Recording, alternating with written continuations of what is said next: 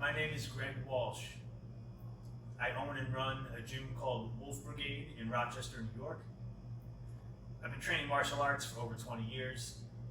Been teaching people both strength and conditioning and martial arts for over 15 years.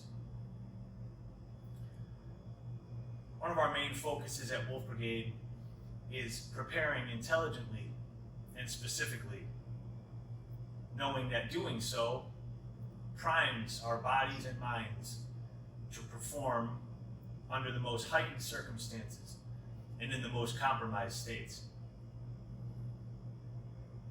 Strength and conditioning for martial arts must be performed with martial intent. Many of the movement patterns and energy systems are exactly the same as strength and conditioning, provided they're addressed as such on a regular basis. If we perceive them as different, they are not transferring nearly as well as if we perceive them as one piece of the same puzzle. What we'll be offering on this platform is a lot of movements, strategies, and also concepts that will keep our minds sharp while we're training for the strength and conditioning elements of fighting in ways that transfer directly into the actual combat sports. We have a long history of training normal people that never have any intention to fight in ways that when they have needed to or when they choose to, those abilities are at their disposal. All of it circles back to training intelligently and strategically. Much of the positional nuance that we address in strength and conditioning is directly transferable to fighting, provided we address it as such.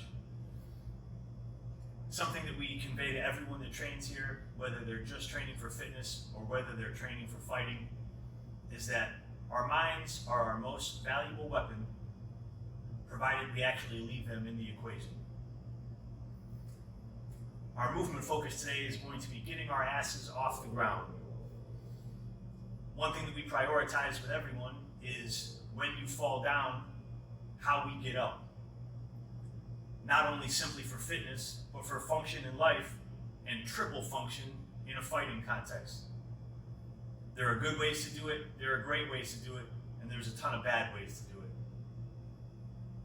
One thing that we'll convey and then we'll share when we're going over the conventional movements of strength and conditioning is the fact that when we try and get up off the ground, we want to use the same strategy and mechanics as if we were lifting the heaviest thing we've ever picked up. That will ensure speed, power, and safety. It also continues to nail home the notion of transferable concept, which is that nothing lives in a singular box, provided we're practicing it with strategy. When constructing rep schemes and training days and movement protocols, something that we always address is the idea of minimum effective dose.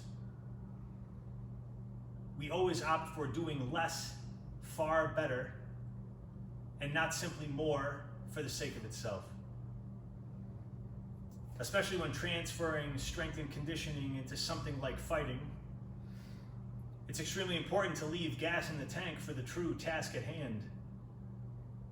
If all we're doing is senselessly beating ourselves into the ground in strength and conditioning, it is definitely impacting our performance, especially in something as arduous as combat sports.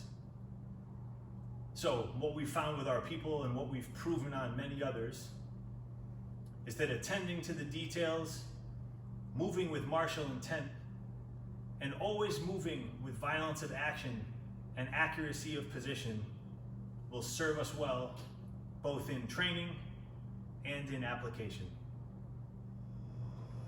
We hope you enjoy. Thank you for watching.